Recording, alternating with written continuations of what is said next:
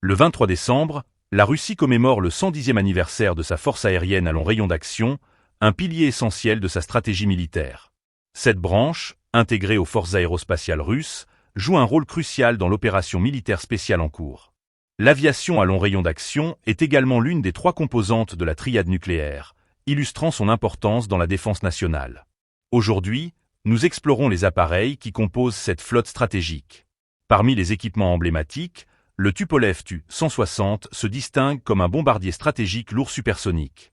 Avec une capacité nucléaire, il dispose d'une autonomie de 14 000 km et peut atteindre une vitesse maximale de 2200 km/h.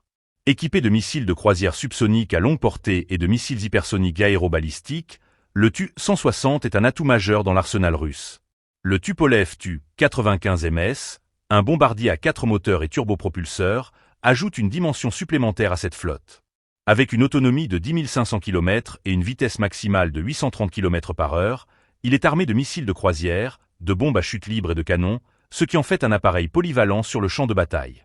Le Tupolev Tu-22M3, un autre bombardier stratégique, est conçu pour des missions à long rayon d'action avec sa vitesse maximale de 2300 km/h et une autonomie de 6800 km. Ce bombardier supersonique est capable de transporter des missiles guidés, hypersoniques et des bombes à chute libre, renforçant ainsi la puissance de frappe de l'aviation russe. L'intercepteur Mikoyan MiG-31, reconnu comme l'un des avions de combat les plus rapides au monde, possède une vitesse maximale supérieure à 3000 km/h et une autonomie de 3300 km.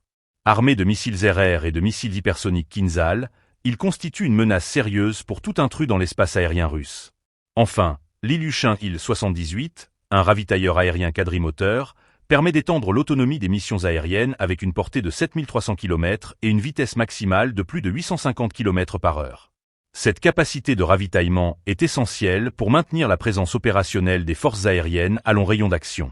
En plus de ces appareils, la flotte russe comprend également des avions d'entraînement et de transport, renforçant ainsi sa capacité à mener des opérations diverses.